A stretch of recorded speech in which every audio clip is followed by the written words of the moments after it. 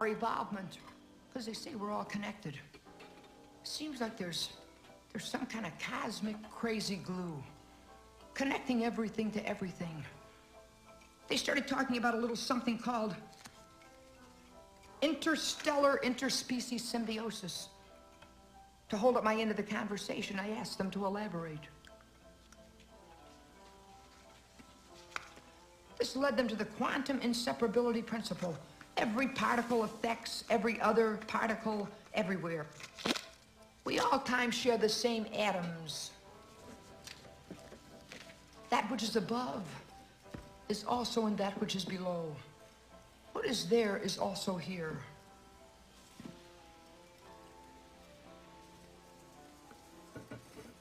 So said the Upanishads. But the question remains, where the hell are the Upanishads?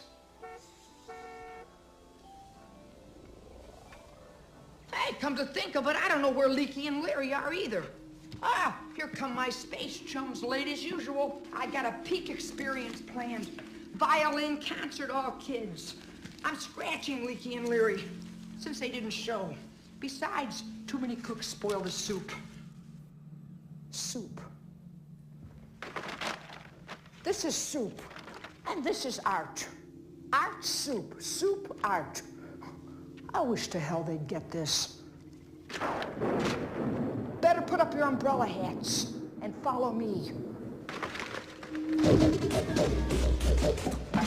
Oh, how could anyone accumulate so much junk? Excuse me. No, everything on this side of the yard is for sale. Those are Bataka encounter bats. I don't know, kids, should we sell the bats? You can have them for nothing. This is a Samadhi flotation tank. Oh, look at this. My old journal. 1977 Houston, International Women's Year. 1970. Women's strike for equality. Listen to this. Edie and Marge and I were there marching with 50,000 others down Fifth Avenue. The Senate held ERA hearings for the first time since 1956. We thought we were going to change it all. Tonight, Betty Friedan. we learned the power of our sisterhood. The power of our sisterhood. Oh, I feel such a rush. A positive woman energy. Sisters all over the country are forming consciousness-raising groups like ours. When women get equality, social and economic equality, there'll be no more wars. Right on, sister. Can you believe Henry Kissinger saying power is the ultimate aphrodisiac? Really? The bombing in Cambodia shows what it takes for him to get it up. Well, hell, women don't want to fight.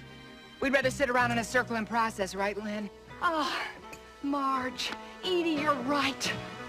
This is about moving the whole species forward, not just half of it.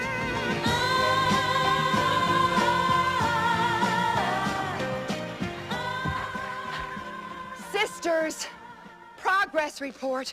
Boy Scouts of America allow girls into its Explorer Scouts division. And is this a breakthrough or what? Girls are appointed as Senate pages for the first time in history.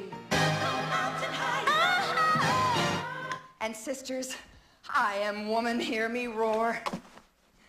I've got a surprise. Ms. Magazine, premiere issue. I got Gloria Steinem herself to autograph them. Edie, this one's for you, Marge. And this one is for me.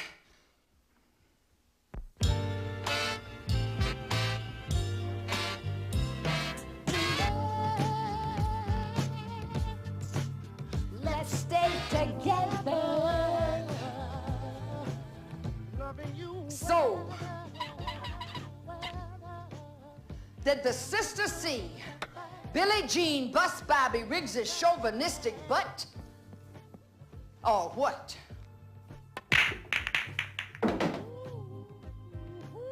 Edie. Edie works for a liberal left newspaper. She writes a column, Boycotts of the Month. And she wears camouflage fatigues all the time. Honey, you couldn't be more anti-war, but if it weren't for army surplus, you'd have nothing to wear. Take charge, Marge. I'm not exaggerating. When Edie was in my plant shop in that camouflage getup, I almost watered her. I'm proud that I have never been a slave to the tyranny of fashion trends like you, Marge. You've got Cosmo damage. First they tell you your tits are pouring upwards instead of downwards. Mine aren't big enough to point in any direction. And who says we need to shave under our arms? Ta-da! What is that, Spanish moss? How did you manage that much growth? I mean, the women's movement is still young.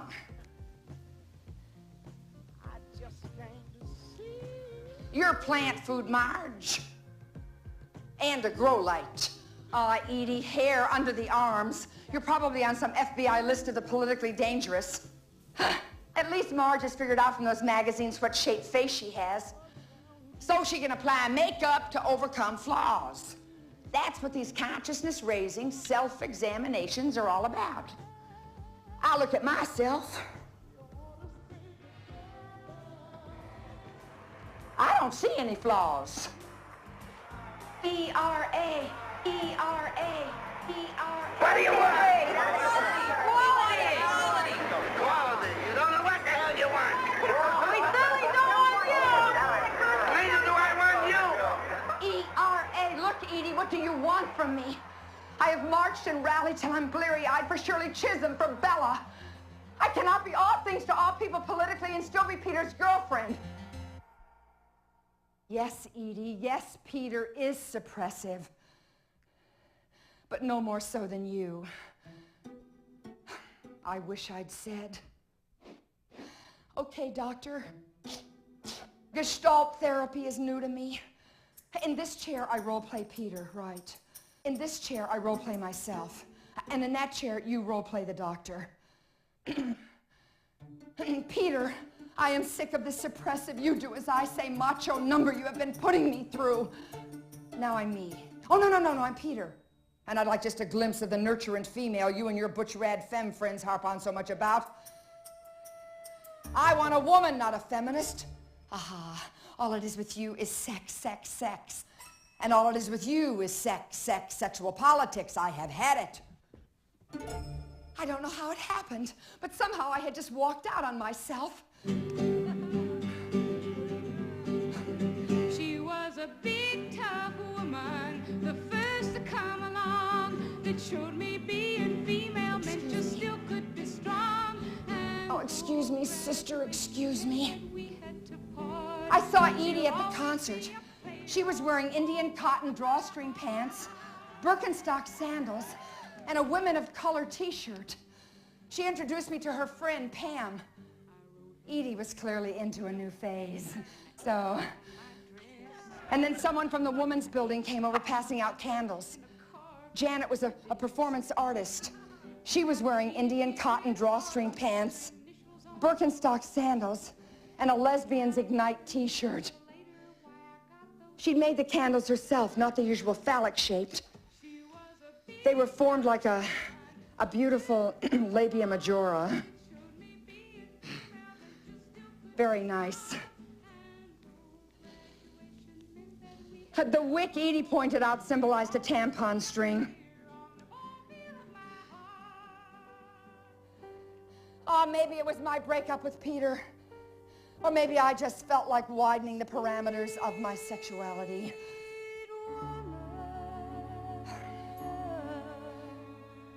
Janet turned out to be a regular Don Juanita. Oh, she loved to make love. And when she got tired, she had an old vibrator that would heat up to such an extent, I'd have to get up, go in the kitchen, and get an oven mitt. Janet was a multimedia performance artist. She was making a video diary of our relationship. One weekend, she put white grease paint on my face, draped me in gauze veils, and had me sit in a downtown gallery on a stack of Harvard classics while dazed art patrons milled around me.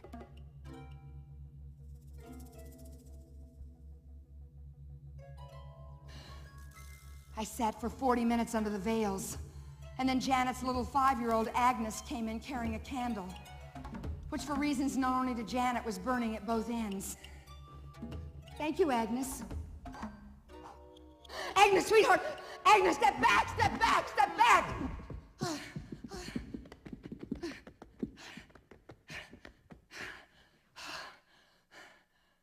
The evening ended in total chaos. Marge and Daniel even thought the flaming veil was part of the act.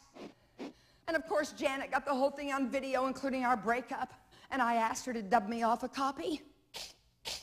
2 suppressive relationships in a row have put me under a lot of stress. I met Bob.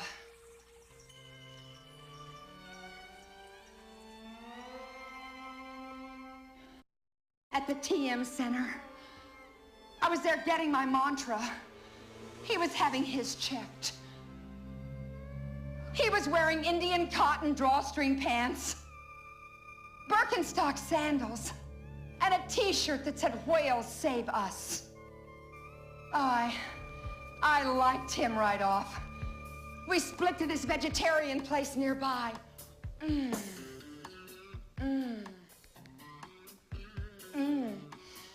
Tastes like a tofu melt. Well, I have a master's in art history, but I realized too late it didn't exactly ensure my future. So I'm getting a degree in marketing. Being with Bob was such a high. He listened with an intensity most other people have only when talking. I would love to see the Samadhi flotation tank that you're building.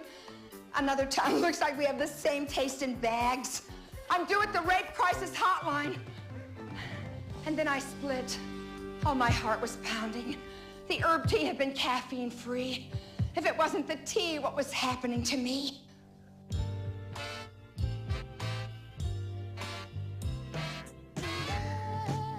Well, I believe this Prince Charming when I see him. How come I never meet a guy like that? The last one I went to bed with, I woke up in the morning with the imprint of his Coke spoon on my chest. You have heterosexual damage, sis. I mean, all that gyno whoopee gel is bound to seep into your bloodstream. Edie. Edie, next to you, Bob is the truest feminist I've ever met. He's the only man I've ever known who knew where he was when Sylvia Plath died. He has a master's in business. But what changed his life? He read the Wall Street Journal on acid. Bob has this dream to be a holistic capitalist. In the hallway outside his apartment, I heard New Age music. When he opened the door, his face was flushed. We made love. And then talked half the night about the ecosystem and ending world hunger through tofu consciousness. We made love again, and then stopped and had a trail mix snack.